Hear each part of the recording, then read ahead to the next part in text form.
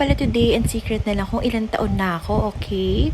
Pumunta kami ng SM South Mall para kumain sa Tong Yang.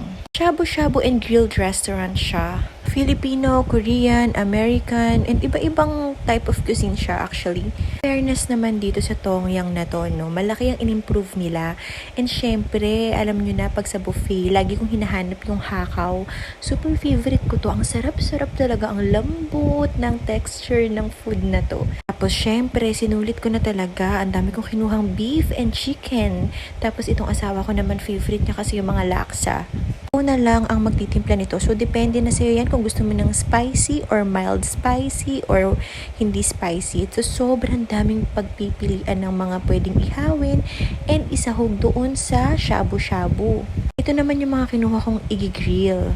Alam nyo, sulit na for only 875 pesos. Tapos pag birthday mo, free ka pa. Ito pala yung segment ng drinks nila. Marami ka ring pagpipilian. Tapos ayun na nga, kinantahan na ako dyan. Nakakahiya.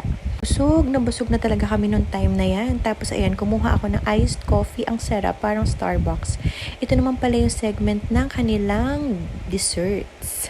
Sobrang daming pagpipilian. Ultimo sa drinks, malilito ka. Halos halo-halo na ata yung iinumin mo dito. Ikaw na lang yung susuko.